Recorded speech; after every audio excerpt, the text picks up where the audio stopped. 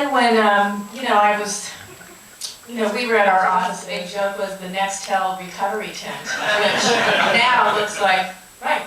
That's right. There's a huge sponsored something. There's a huge product placement kind of backstory to almost every episode, and I know that you and Mike on the interview talk about how at that time this was just becoming a major source of revenue for documentaries. But in the Palm Springs episode, you end up Valerie and her husband get a pointed navigator that they have to mention the navigator every time they talk about the car.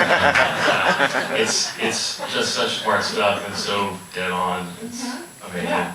But now it's just really commonplace. Yeah. Now, and I also think now the backstage guy wouldn't be so flipped out. Someone would have told him, there's a reality crew here, so gotta let him.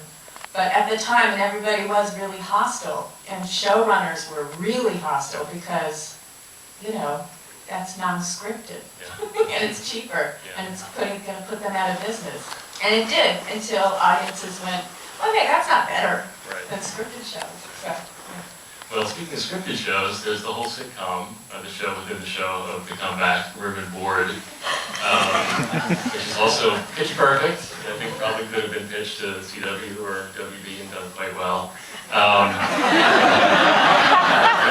Well, but that also was right before Desperate Housewives. So at that time, no one wanted to see a show populated with anybody over 34.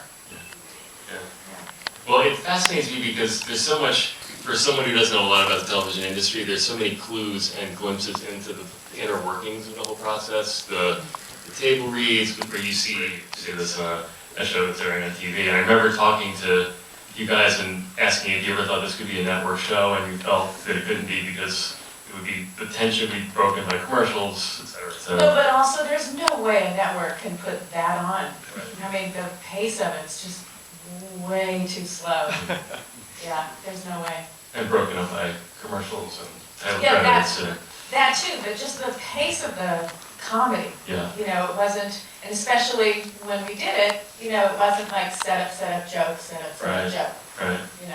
Even single camera comedies at that time, or even now, without the laugh track, the pace of the cutting, The Office, 30 Rock, uses so many devices in order to keep the audience engaged at all times, and it would sort of ruin the tension of the comedic tension, really. Come back soon. But I think that part of what makes the show like so